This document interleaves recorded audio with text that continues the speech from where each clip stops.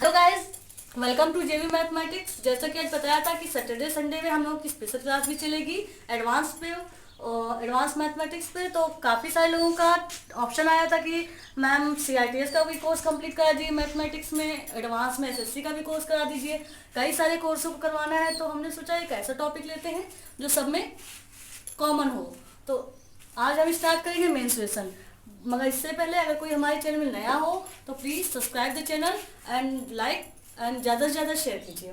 तो स्टार्ट करते हैं मेंस्ट्रुएशन। मेंस्ट्रुएशन हमारा दो से भागों में डिवाइड होता है, 2D और 3D। मतलब कि 2 डायमेंशनल और 3 डायमेंशनल।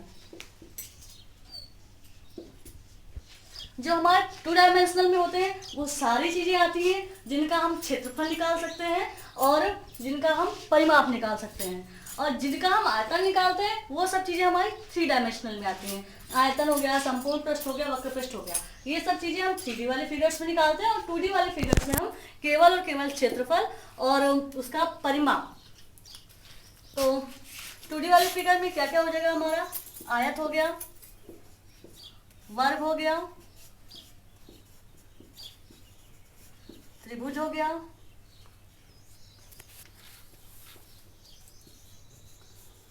पॉलीगॉन हो गया। इस पे आ जाएगा हमारा बेलन,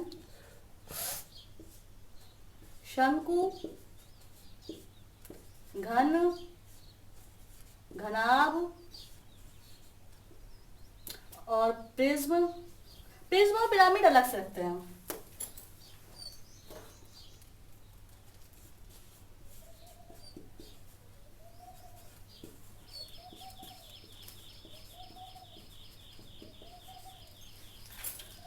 गाइस, तो इसमें स्पेशल क्या होगा?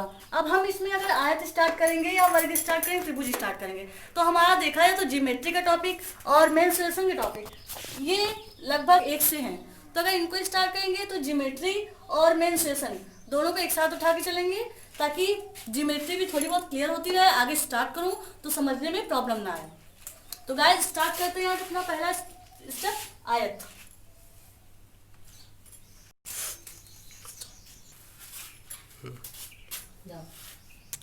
गाइस, आयत में हम लोग एक चतुर्भुज होता है देखा जाए तो, और उसमें क्या होता है, जो समान लंबाई के, जिसमें आपस की लंबाइयां और चौड़ाइयां समान होती हैं।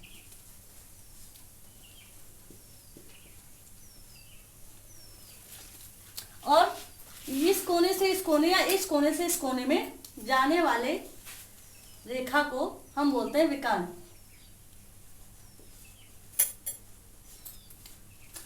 ये चीजें तो पुरानी हुई, काफी कुछ पता है। अब इसको ज्योमेट्रिक वे से देखते हैं। तो इनके जो एंगल्स होते हैं आपस में 90 डिग्री के होते हैं।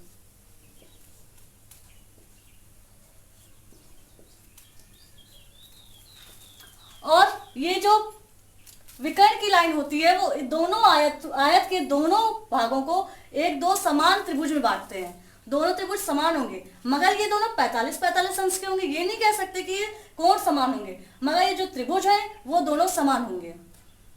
और दोनों समान त्रिभुज आपस में एक समकोण त्रिभुज बनाएंगे। दोनों समान त्रिभुज आपस में समकोण त्रिभुज बनाएंगे। अगर ये कोण हम अल्फा मानते हैं और ये कोण हम बीटा माने, तो हमारे दोनों कोणों का योगफल 90 डिग्री होगा। अगर ये बीटा मानेंगे तो यहां से ये अल्फा और ये बीटा। तो गाइस, देखा हम लोग ज्योमेट्री में इसमें बहुत ज्यादा लंबा नहीं होता है, मगर हाँ इसमें अगर ये कोण, ये दोनों एक दूसरे के संलग्न कोण बराबर होते हैं, और ये जो विकर्ण है इन दोनों को बराबर बराबर भागों में बांटता है, मगर बराबर बराबर कोणों में डिवाइड नहीं करता है। अब जैसे कि इसके फॉर्मूले पे आते हैं, फॉर्मूले तो सबको याद होंगे, बट मैं अपने हिसाब से बता देती हूँ। क्षेत्रफल क्या होता है? क्षेत्रफल किसी भी परिमाप, किसी भी जो आकृति होती है उसकी जितनी में लंबाइयाँ या चौड़ाइयाँ होती हैं उनके गुणनफल को, उनके आपस के गुणनफल को हम लोग क्षेत्रफल बोलते हैं। और जो परिमाप होता है उनके सारी भुजाओं के योग को किसी भी आकृति का परिमाप बोलते हैं। अगर हम आयत का परिमाप निकाल रहे हैं तो इसकी दोनों लंबाइयां और दोनों चौड़ाइयों का ऐड करते हैं। तो देखते हैं परिमाप।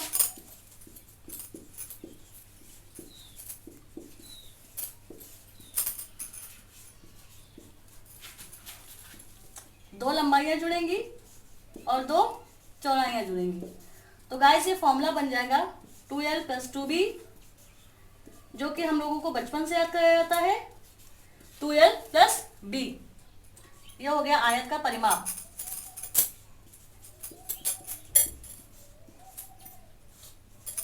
अब आयत का क्षेत्रफल, मैंने बताया था गाइस, इनकी संलग्न भुजाओं के गुणनफल को बोलते हैं।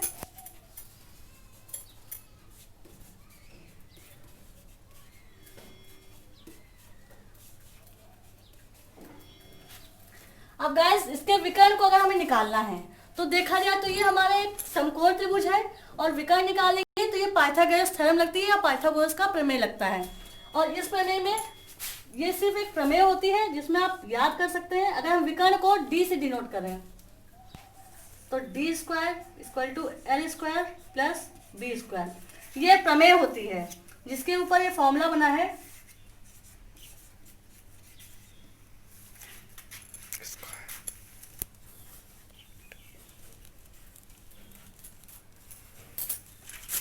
तो गाइस देखा आपने, फॉर्मूले याद करना इतना इजी है।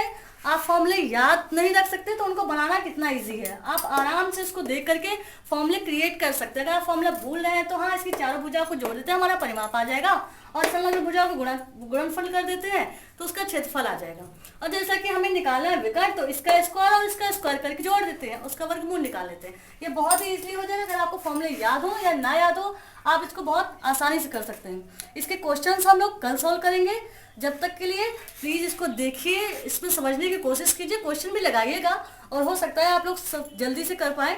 और लास्ट में thank you for watching my video, और प्लीज़ जितना हो सके शेयर कीजिए। Thank you.